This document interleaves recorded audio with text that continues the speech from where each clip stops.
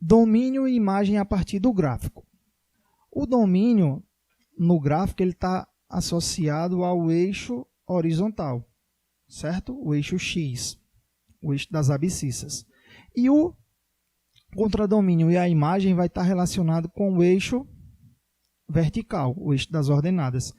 A função que eu tenho aqui é essa, ó, essa função, tá? Essa reta está representando minha função, que são os pares ordenados, certo? As entradas e as saídas para minha situação aqui.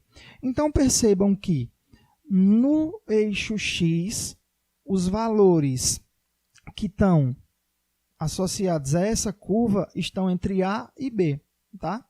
Então, o domínio dessa função vai ser o intervalo entre o ponto A e o ponto B, certo? Então, a gente pode representar isso com essa notação ou com essa notação de intervalo, certo? O domínio vai de A até B, certo? Sendo que aqui, nesse caso, é fechado em A e fechado em B, né? O intervalo fechado. E o contradomínio, olha só, pega a curva aqui da função. Quais são os valores no eixo vertical que estão associados a essa curva? Vai do f de A até o f de B. Essa linha vermelha aqui, certo? Essa linha vermelha vai ser a imagem da função, tá? Vai ser a imagem da minha função, certo? Pode ser representada assim. A minha imagem que é o y, que são as saídas y, o f de x, né?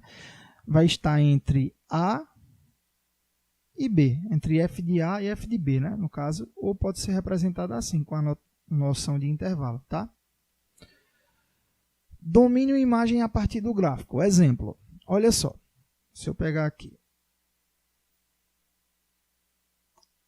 Onde é que essa curva começa em relação ao eixo X? Aqui, ó, no menos 2. E ela vai até aonde?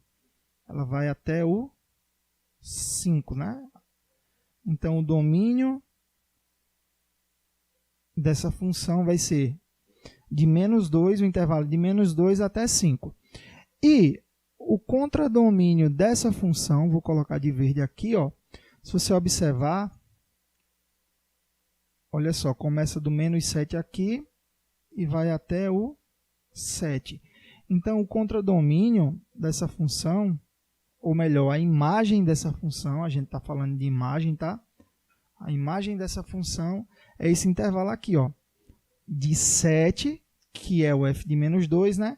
Até 7, que é o f de 5. Então, a gente tem, na notação de intervalo, que o domínio dessa função vai do menos 2 até o 5, esse intervalo aqui, e a imagem dessa função vai do menos 7 até o 7, esse outro intervalo.